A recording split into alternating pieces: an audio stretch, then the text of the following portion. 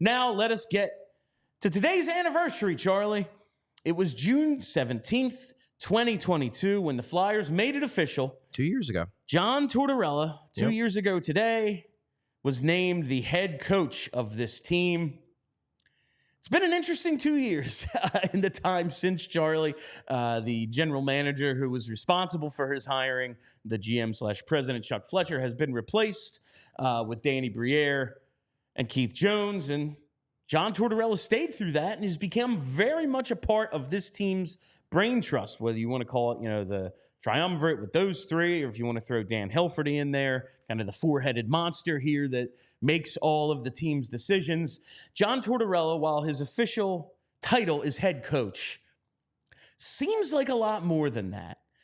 He is tasked with setting this team up culturally, personality-wise, whatever you want to call it, creating a locker room and organizational culture that they believe will carry over to when they're actually ready to compete, right? At which this time they don't believe they are. They tell us that regularly. Mm-hmm. How long do you think he has behind the bench? It's been 2 years. The first year was a lot about subtractions, seeing who should and shouldn't be here. They move on from Kevin Hayes. They move on from Ivan Provorov. Move some things around. They finally named a captain about a year and a half into this. It's Sean Couturier. He was 1 month later scratched. We know all the crazy stuff that is going on under John Tortorella. He's been suspended in his tenure. He's been fined a few times. Do you expect him to be behind the bench when this team turns the corner or actually makes the playoffs? Well, I don't, but that's more because I think this team is pretty far away still from doing that. You look at the Tortorella situation. So they signed John Tortorella to a 4-year contract when they hired him. We're now through 2 years. If I had to predict, my prediction is that as long as he makes it through the first half of this upcoming season, because I do think that there was legitimate tension between key players and Tortorella by the end of the season. And I remain a bit concerned that that could carry over in the same way it did with Vigneault, where it was like, no, we'll fix it. And then it wasn't fixed. And then Vigneault was gone halfway through the year because it was clear basically everybody had tuned him out. And his heart wasn't fully in coaching anymore. If the start of the season goes pretty well, and it's clear that, Tortorella did the groundwork in the offseason to have conversations with a lot of these guys, or just with the benefit of the time, tensions have cooled, just the temperature has gone down. I think he lasts through the contract. I do. I think that has always been their plan, is that he goes through the length of the contract, and then everyone reassesses where the Flyers are at, where John Tortorella's head's at, in terms of, he's getting on the older side. Does he want to stay coach? How is this going to go? If I had to guess, I think he lasts the contract. And then after the contract is done, he goes upstairs and is some type of advisor, and they hire someone else to be the coach into the new era of Orange, where the Flyers are hopefully competing for playoff berths and cups on a daily basis, on a yearly basis. That's what I think is most likely to happen, because the Flyers' brain trust still believes in John Tortorella. So it would take a complete and total mutiny where the team just looks embarrassing on the ice for them to fire Torts early, in my personal opinion. And I said a couple of weeks ago, I like John Tortorella in the role he's in right now, being the culture setter, creating the accountability, all that stuff that he's here to do while the team isn't expected to compete for playoff runs, Stanley Cups, whatever. I do not want him to be the coach of this team when they're good. I said that following the final game of the season, when it was we need a goal. We need multiple goals. And your second leading scorer and your eighth leading scorer were benched for over 30 minutes of a game in which you needed to score.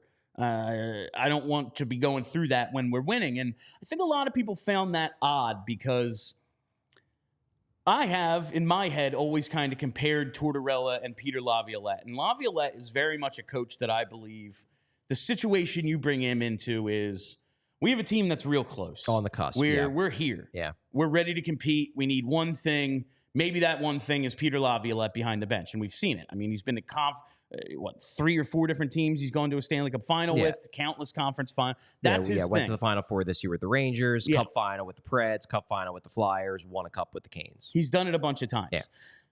And I think a lot of people, because they're both kind of that fiery sort of coach, look at John Tortorella and are like, maybe that's like the role for him. Yes, John Tortorella won the Stanley Cup in 2004, the year prior to the full season lockout. He has coached in 17 of the 19 seasons since then, Charlie. I put together some stuff here, like just the success he's had since then. Regular season, he's got a .550 points percentage. This is a true, like, I come to bury Tortorella, not to praise him type of thing from you. You are very much leaning on the, like, is John Tortorella actually a good coach question. I think he's good at this. I don't know if he's actually good at ever winning anything, especially in the last 19 years. He has coached in 17 of the 19 seasons since the lockout. He has missed the playoffs 7 times. He lost in the first round. I don't know how to really categorize 2019-20, so I'm going to call it 6 times. But it's 7 because that was like the first round. But they won a play-in thing against the Leafs. It was a best of 5, but it wasn't called the first round of the playoffs. Right. But let's say he's lost in the first round 6 times. He's made 1 conference final. He's only advanced out of the first round 3 times in 16 years. Hasn't won a conference championship post-lockout. He's won 1 division title post-lockout, 2 100-point seasons. You look at every time he's made the playoffs, and a couple of those years he didn't coach, 2014-15, and the year before he signed with the Flyers, 2021-22. Like, winning, going on extended playoff runs has not been who he is. He did orchestrate one of the all-time great playoff upsets. The first round win over the Tampa Bay Lightning, the year that they just won an insane amount of games. They were awesome. Yeah. He swept them in the first round. That was great. Following year, nothing really happened. And then he gets fired the year after that. They miss the playoffs, and then he becomes the Flyers coach. Neither season has ended in a playoff berth. Winning isn't really the thing he does. Setting up a franchise, I'm fine with, but I can't possibly say, oh yeah, well, of course he's going to be the coach of this team because that's what he's here to do. I don't think it is, because it's never really been what he is. I just have trouble with that line of argument because my view, and I think this is the general consensus view in hockey circles, I know that Tortorella haters more take your side where it's like, look at the results. He's not even that good.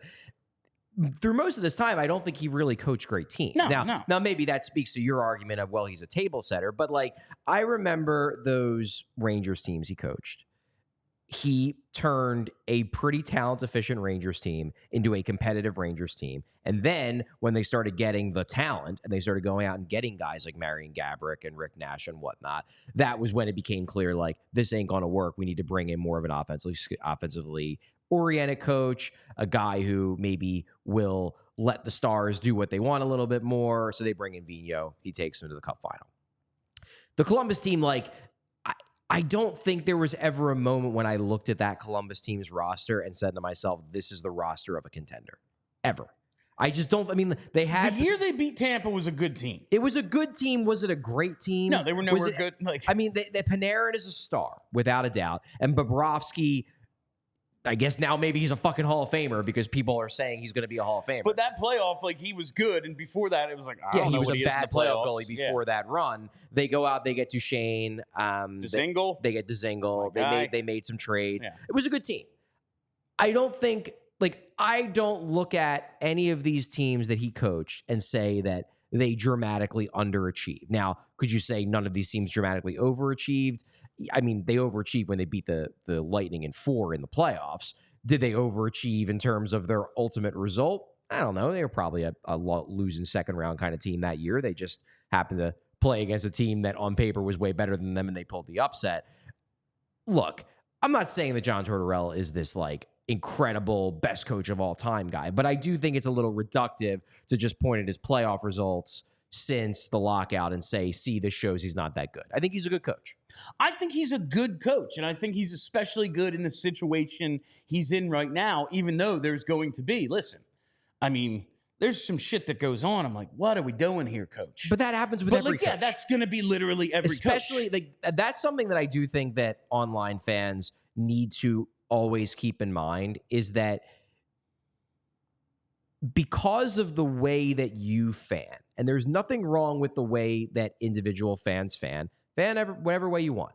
But if you are a very online-centric hockey fan of a team, you are the kind of fan that is going to obsess over every single move, every single day, every single call-up, every lineup, every position, every time on ice thing.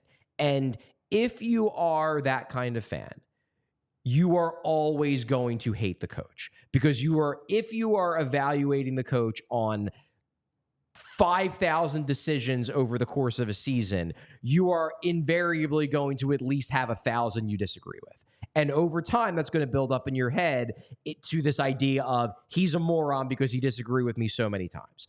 If you are more of a big picture fan who just wants to see the team do well and less of the online, we're going to hyperanalyze every move, you probably are going to be more favorable towards a coach, because your thing is, well, I looked at them going into the season that they stunk and they exceeded my expectations. The coach must have done a pretty good job. The online nature of fandom does lend itself to being hypercritical Every of coaches. micro decision. Absolutely. There's no way that over a 5-year span, you are going to end that 5-year span liking the coach unless the coach won multiple cups for your team. 100%. And it's just something to keep in mind. It's that you're probably being too hard on a coach if you are criticizing and evaluating every micro decision he makes. But I just think it's a type of decision that will ultimately lead to a lack of success. And it doesn't matter right now, because winning games is not the most important thing for this organization at this current time. But I see a coach who, if you are leaning towards, I like Ryan Poehling a lot. Mm-hmm. I am glad they signed Ryan Poehling. Happy he's here. Hope he's a fourth liner for the rest of his career in Philadelphia, and he's success in the role he plays. If you are a coach inclined to be like, yeah, I just got to get him as much playing time as possible because he has it over my skilled guys, you're not going to win many games doing that, because the other team's players are just better than him. And now you can say that about Morgan Frost. Like, the other team probably has a lot of players better than Morgan Frost too. So I understand that. But like, to create goals, you need good players, and he doesn't always put them on the ice. And again, that's fine for this situation. But in a 7-game playoff series, if suddenly Ryan Poehling is getting more ice time than a guy with a chance to put the puck in the net, they are going to lose that series. And I believe his playoff record shows he loses a lot. Yeah. Again, my point is that I'm not necessarily going to ding him for losing playoff series when the other team is always better. Like, and then maybe that's not every single series. I haven't gone back through and evaluated every single playoff series they lost, and I didn't watch every single one of those playoff series up close, because why would I? I wasn't paying super close attention to every series the Rangers lost or every series the Columbus Blue Jackets lost. It wasn't really that big of a deal to me at the time. I think he's a good coach. Do I think he's a great coach who is like, well, I actually do think he's a great coach in some ways. I don't think he's a perfect coach. I don't think he is the best coach of his generation type, but I think he's a legitimately good coach who, generally speaking, gets more out of his teams than their base level talent would have you believe they are capable of. Now, do I necessarily want John Tortorella coaching the Flyers when they are gunning for Stanley Cups?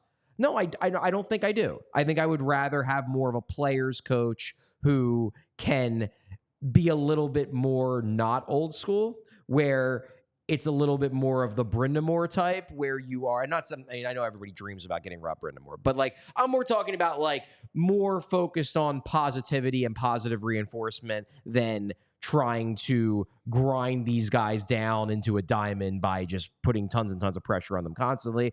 I think the new age coach is a little bit more of positive reinforcement and teaching in an explaining sense rather than benching you and forcing you to go up to him to basically find out what you did wrong, because that's just the way I coach and that's the way I am. I would rather them, in the heart of the Mitch Koff era, if we want to call it that, have more of a new school, positive reinforcement type coach. And that very well might be their ultimate plan, because you look at it. He's on a 4-year deal. His contract expires at the end of the 2025-2026 season. When does it look like the Flyers are going to pivot? When does their cap get cleared up? When is the Kevin Hayes retention off the books? When would any buyouts they do of Peterson or Atkinson, when would they get off the books? It all really opens up for the Flyers in that summer of 2026, which also was the summer where if they can't get Michkov out of the contract, that's when he comes over. I could easily see a scenario where maybe this is the way they're thinking about it in their heads, where cap's cleared up in the summer of 2026. Torts goes upstairs. Michkov's here.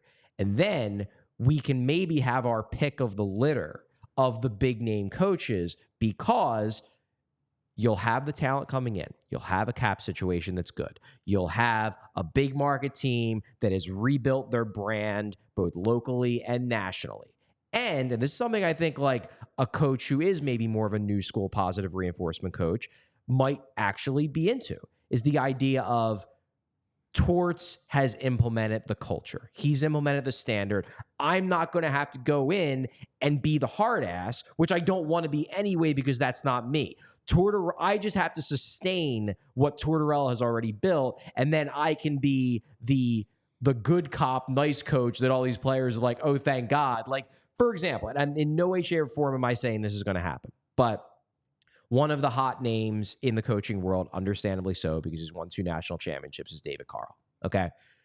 If David Carl sticks around in college for another 2 years, do you think he would not find it intriguing if the Flyers, after the Tortorella contract expires, like throw a boatload of money at him with the pitch of major market team? We can we can throw as much money at you as we want. You have Matvei Michkov on your team as a hyper-talented superstar potential guy. Cap situation, we're now going for it. It's a win now. We're turning the corner, and you can be the guy who's the savior of Philadelphia Flyers hockey. I would think that would be a pretty compelling offer, personally. And I'm not saying Carl has to be the guy, but like they can go after those kinds of big fishes at coach, in part because John Tortorella set the culture and was the badass tough cop type of guy, that then that person can come in and be, the thank God Torts is gone type of coach. I like the Carl suggest. I know you're just like naming. That's an example. I like, but I mean, he's probably the pie in the sky coach, because he's won 2 national championships. He's young. He's viewed as forward thinking. Yeah, and he turned down all offers this summer, so he might still be available in 2 summers. Maybe he's waiting for the right job offer, and maybe the Flyers in 2 years could argue that we are the right offer. He may have just moved to the top of my list ahead of Dale Hunter. We'll see. We'll see how that goes. I don't think Dale Hunter's ever going to leave London. I think he loves that setup. I know he does. Because remember, he was the coach for a little bit in Washington, and he ran back to London because it was like, our family runs the team. Yes. Like, this is the greatest situation ever. So Flyers, bring them along too. It's a family atmosphere. My God. We all silly like the mayor.